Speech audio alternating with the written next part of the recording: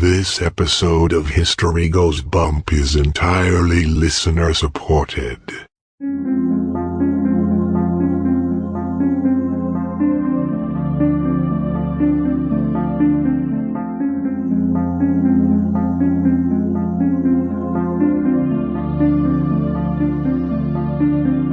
History tells the story of the world and of our lives. Sometimes that history goes bump in the night.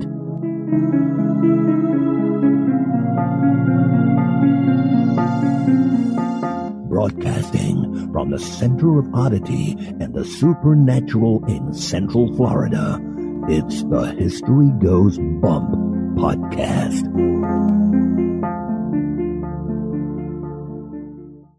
Hello, you spooktacular people. Welcome to this 255th episode of the History Goes Bump podcast, Ghost Tours for the Theater of the Mind. I am your host, Diane. On this episode, we're going to be talking about the Mermaid Inn, which is over in Rye in Great Britain. There's a lot of hauntings going on in this place, so I'm looking forward to bringing it to you. And it's so much fun to go over to the UK and the countries that are over in Europe because all of the structures there are just so old as compared to here in America. So you've got so much history to dig into. There's a lot of interesting stuff that's happened here. Before we get into that, we had a lot of you come into the Spooktacular crew. We want to welcome you. Kai, K-Y, welcome. Sandra, Brian with a Y, Lisa, Jennifer, Elisha, Bettina, love that name, Emily, Deborah with an R-O-A-H at the end, Katie with an I-E, Lisa with an E, Julie, Dawn, Melissa, Gary and Christy, Belinda, I believe it's Abby with just one B and an I, Karen, and Beth. Welcome, everybody. Glad to have you with us.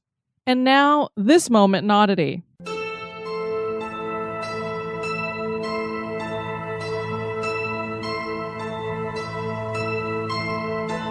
The moment in Oddity was suggested by Amy Harris Martinez.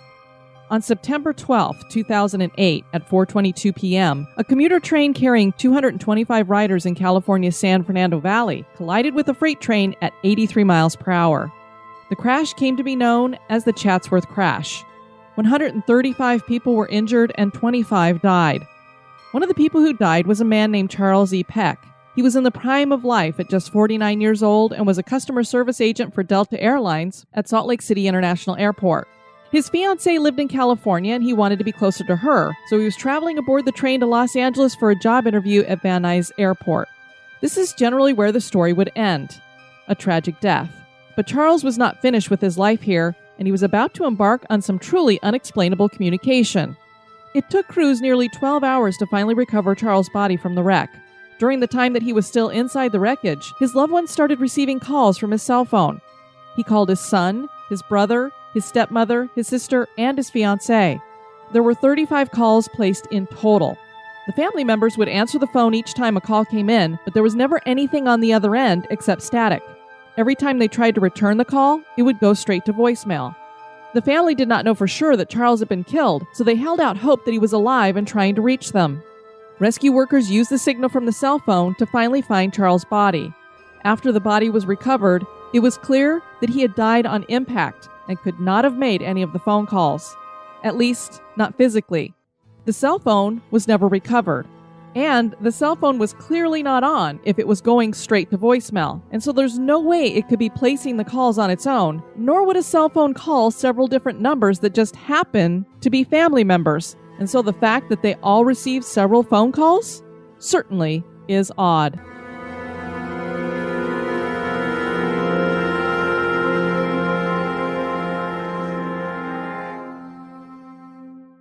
This history podcast is haunted. And now this month in history.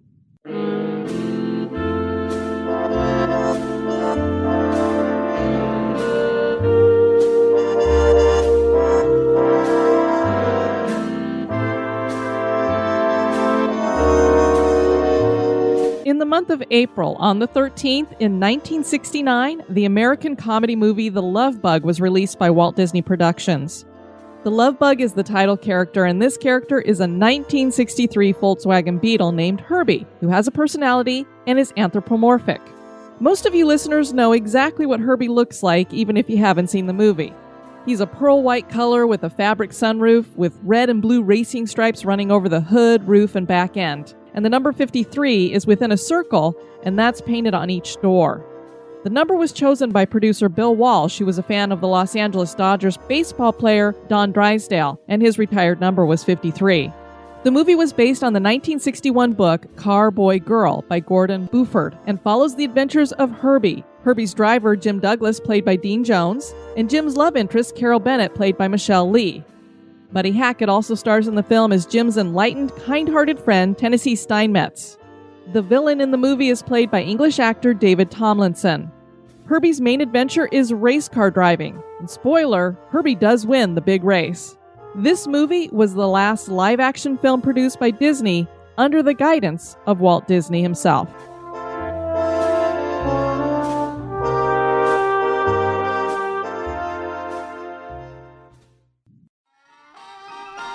Hi, I'm Dina Marie, the host of the Twisted Philly podcast, and I've got a question for you. Do you love podcasts? Because I sure do. And that's why the podcast community, Podcast We Listen To, is hosting their very first podcast convention for listeners. It's called Podern Love. The Podern Love convention is for listeners by listeners. It's for all of us, and it includes podcasts from every genre you could imagine, including comedy, movies and TV, pop culture, paranormal, history, health and fitness, true crime, and so many more. Our first convention is August 10th, 11th, and 12th, 2018, in one of the coolest cities in the country, New Orleans, Louisiana. And it's being held at the Intercontinental Hotel, which is a premier French Quarter hotel. The location is amazing, and the room rate can't be beat either. It's only $129 a night. Tickets are on sale on the website at www.podern.love. That's www.podern.love. There are over 40 independent podcasts already lined up to present at Podern Love, and we'll be adding more before the convention. Plus, featured podcasters have discount codes, so you can get a discount on your tickets.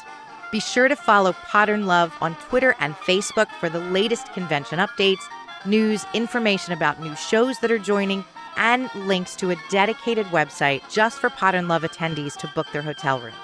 We can't wait to see you this August in New Orleans. Well, thank you for sharing that, Dina. And you guys, if you want to join me in New Orleans, your discount code for History Goes Bump is BUMP, bump. You put that in when you get your tickets, you'll get 10% off. And I'd love to have you join me there.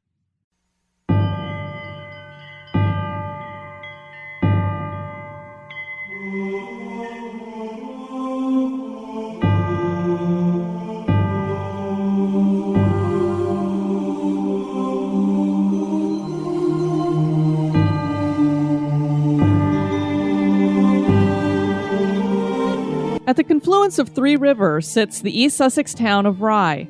This is an ancient medieval town that became an important harbor along the English Channel. In the town of Rye, one will find the historic Mermaid Inn. The original building no longer stands, but the current building dates back more than 600 years, with the original old cellars still in place. There are several secret passages that were used by smugglers. Some of these smugglers were members of the Hawkhurst Gang, and they used the Mermaid Inn as their hideout. The inn has seen a long, turbulent history. Today, it is a restaurant, bar, and hotel that reputedly has many spirits kicking about in its various rooms. There are stories of cold spots, chairs moving on their own, and full-bodied apparitions.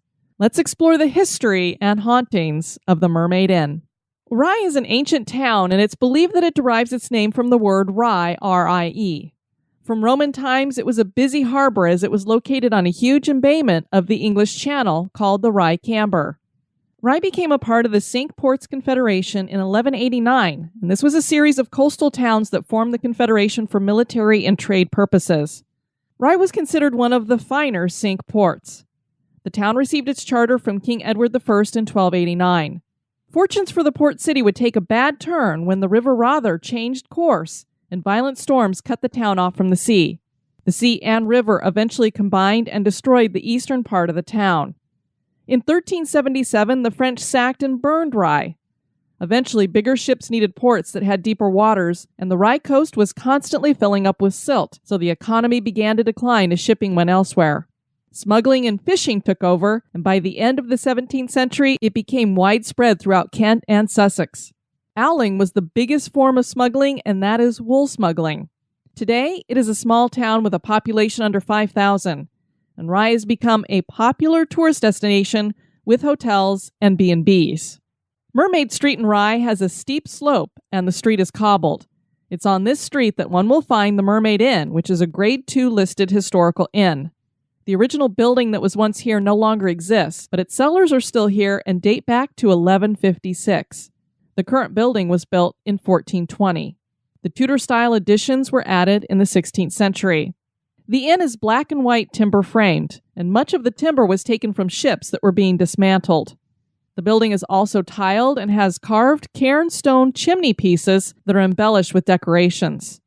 Several of the fireplaces were formed from secret passages that were within the Mermaid Inn. So they filled them in and made them into fireplaces, but there were a ton of secret passages here. There's an overhang that is supported on wooden columns with brackets and crossbeams. The building has 2 stories and an attic. One thing anyone will notice quickly about this place is that there is a lot of carved wood. Many of the rooms also have exposed wooden beams. And I encourage you guys to Google this and look at some of the furnishings that they have in the rooms. The headboards are just amazing carved wood structures. And then the wooden paneling on the walls, too. And in the lounges and the restaurants, we'll get into talking about some of that, but it's just a lot of glorious wood carved. And the floors are all wooden. And of course, since this is an old building, there's a lot of creaking on those floorboards. Inside the building is a pub, restaurant, and inn. Sloping ceilings hang over those enjoying a drink at the Giant's Fireplace Bar, which has an inglenook fireplace and is supported by a beam that traverses the entire room. If one is looking for food, there are offerings in the large linen fold paneled restaurant.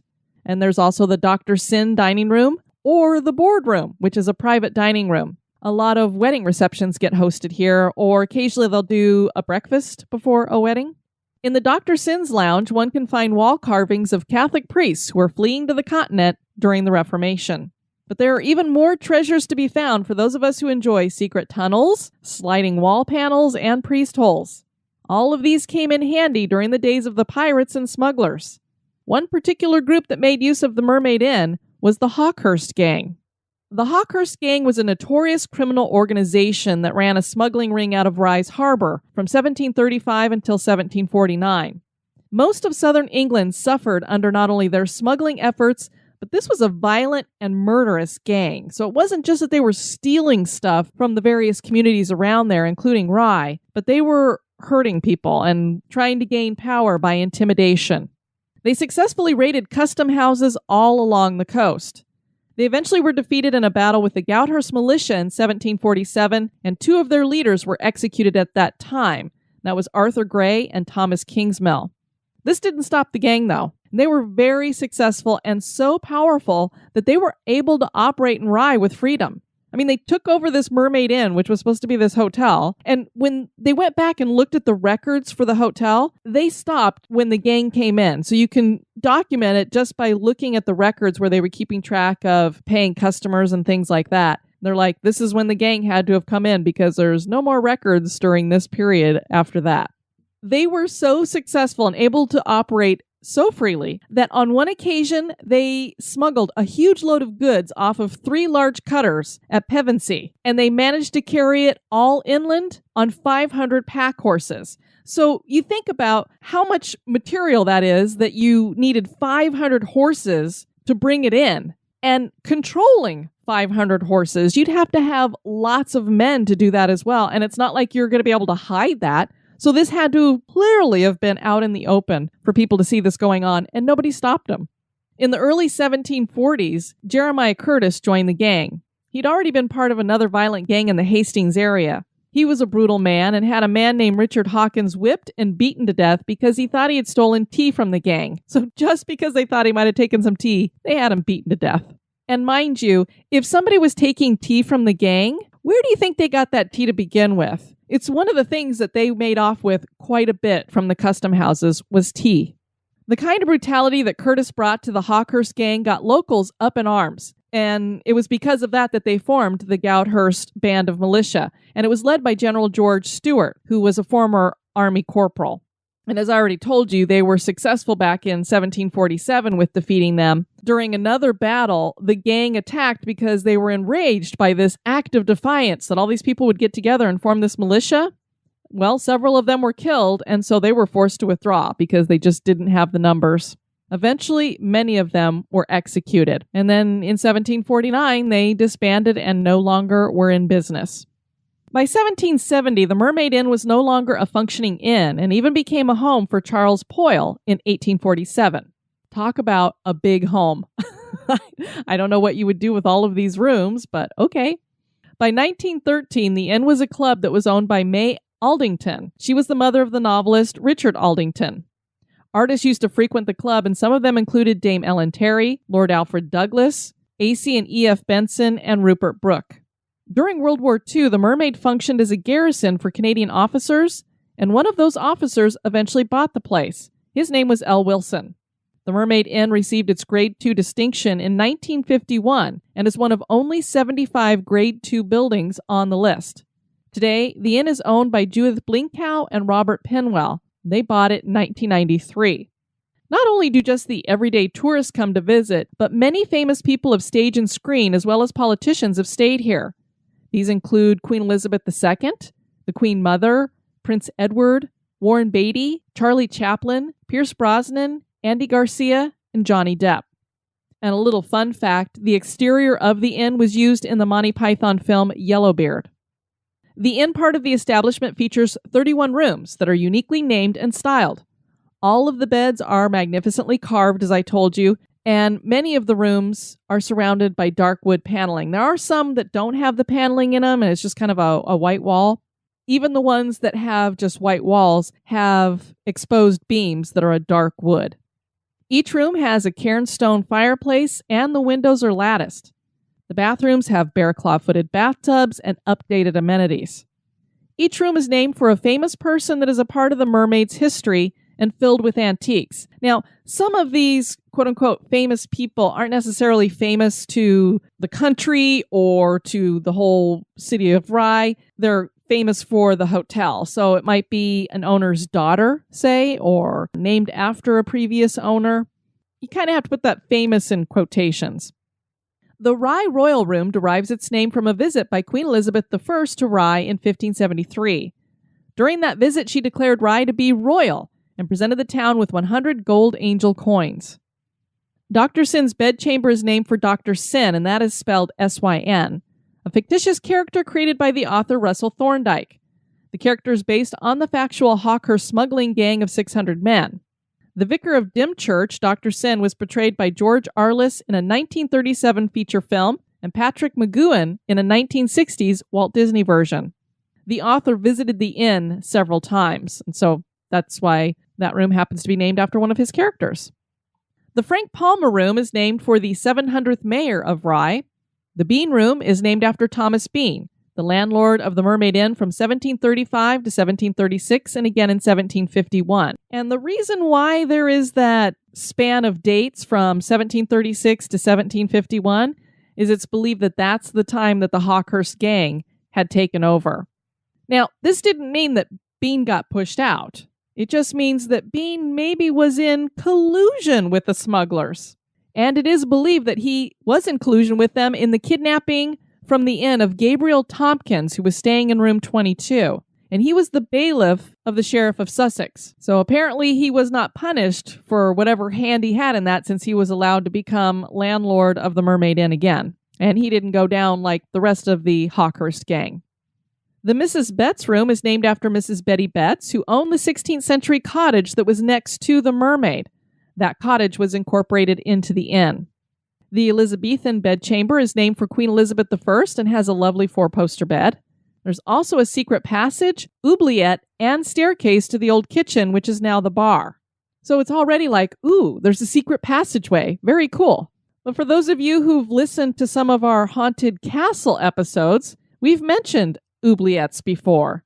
And this is basically a dungeon area. So the fact that it's attached to this bedchamber, I'm not exactly sure what this room served as at one time.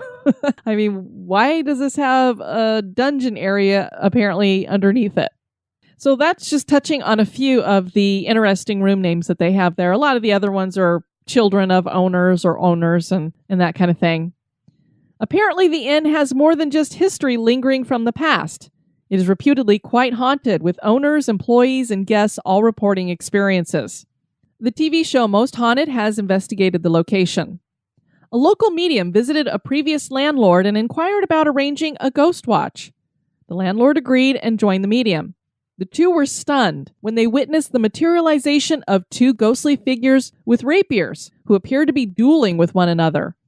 The landlord claimed to witness the fight until it was over. It ended with one specter running its sword through the chest of the other. The ghost then removed a floorboard and stuffed the dead man's body under it. This scene has been seen more than once and happens in the Elizabethan room. And as I told you, there's an oubliette there. So it is believed that what this guy was witnessing wasn't that these floorboards were necessarily be taken up, but that there was a trapdoor there that led into the oubliette, so that he took this body and threw it down through the trapdoor into the oubliette.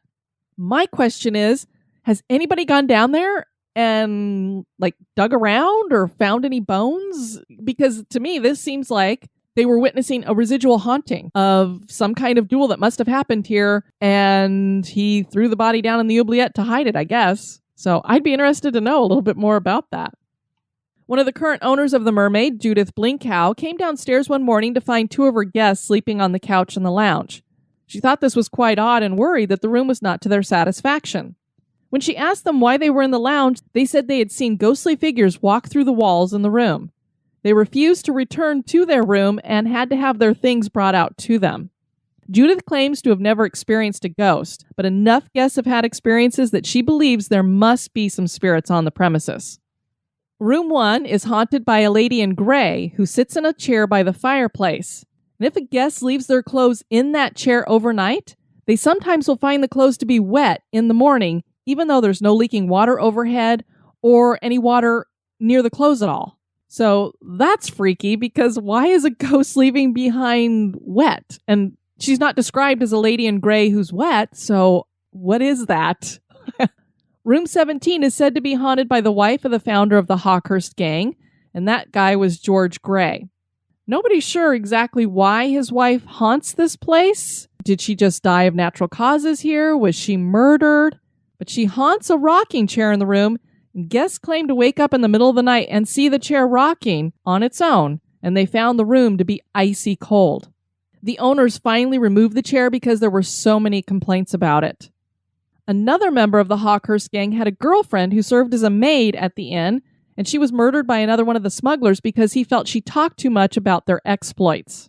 She has been seen throughout the inn as a full-bodied apparition. The interesting thing is they see a lot of full-bodied apparitions at this place. There are two ladies in white found here. One is in room 14 and the other is in room 15. Now, since these are rooms that I'm assuming are next to each other, I tend to wonder if it's not just one lady in white and she's moving through the walls between each room or haunts both rooms. So I don't know that it's two separate ones. I don't have any further descriptions, like one has red hair, one has blonde hair or dark hair. Room 7 is haunted by a man in period clothing, and he likes to sit on the edge of beds when guests are trying to sleep. Room 16 has a male ghost that has made appearances. Other phenomenon that are regularly reported are cold spots in rooms and rocking chairs. They're very popular here to move on their own, so apparently ghosts like to sit in the rocking chairs quite a bit. A bartender turned in his notice after he was tending to the fire, and a few bottles at the end of the room flew off their shelves. He said, "You know what? It's enough for me. I'm out of here." I don't know if the bottles just kind of fell to the floor, if they just kind of slid onto the bar, or if they got hurled at him maybe. I'm thinking that it had a little bit more to do with maybe him feeling in danger. The Mermaid Inn has been around a long time and served many people. It's an exquisitely decorated building that harkens back to the Tudor period and beyond. Are there remnants of its turbulent past still hanging around in the present in the form of spirits? Is the Mermaid Inn haunted? That is for you to decide. Just another fabulous place to check out when I finally make my way over there to Britain. We'd love to have you check out the website at historygoesbump.com. And if you'd like to send us some feedback, you can do that at historygoesbump@gmail.com. We also sometimes get comments over on the website. This one's from Valerie. I've been listening to the show for about a year now, and I was hooked with the first listen. I'm an old spirit at heart, and have been told that I carry the spirit of an old lady with me. With that being said, I have always loved history and have my whole life. I've had encounters with the paranormal world and supernatural for as long as I can remember. And now that I have 2 small children, I notice my eldest is experiencing the same. Your show really helps connect me with others that feel the same as us. Also glad to know I'm not alone in this wacky, spooky world. Well, you are definitely not alone. And she threw in that her son loves the show. When we get in the car, he asks for the Ghost Bump show. So thanks for keeping it clean and friendly for my 4-year-old. I believe, Valerie, that your son is probably our youngest listener. I'm pretty positive about that. And I love that he calls this the Ghost Bump show. That's awesome. We also heard from Rebecca about our Holocaust show that we did. And she writes, "Hey, I listen to your podcast on the regular. I love your dynamic, and the locations you pick are always fascinating. I recently listened to your episode on Yom HaShoah. I love that you took the time to do an episode on such an important topic. It may not be entertaining, however, it is important to learn and to spread the Jewish message of never again. What that means is that we will work to make sure that never again will such atrocities happen because we know what it is like. I'd like to make one correction, however, and add another group of people that the Nazis went after viciously." So this is where she is explaining to me how to say the holiday because we got it a little bit wrong. So what she did is let me know the way that I just pronounced it is how you're supposed to say it. And ha means the or of the, and Shoah is one word meaning basically Holocaust. And then Yom means day. And the group that she wanted to point out that they went after were the disabled. And in particular, she said, for the next part, the Nazis went after the disabled, but most viciously they went after the deaf. The reason for this is because they couldn't hear the propaganda, but the Nazis explained that it was because they could not hear the words of God. There's just not enough time in one podcast to go over everything about the Holocaust, but I think you guys did a wonderful job. So thank you for sharing that, Rebecca. We knew that they went after disabled people, obviously, particularly mentally disabled. I did not know that information about the deaf, how viciously they went after the deaf. So this was something that I learned, and I thank you very much for sharing that with us. And isn't it amazing that their excuse for going after them is because they can't hear the words of God? Like the Nazis knew anything about God?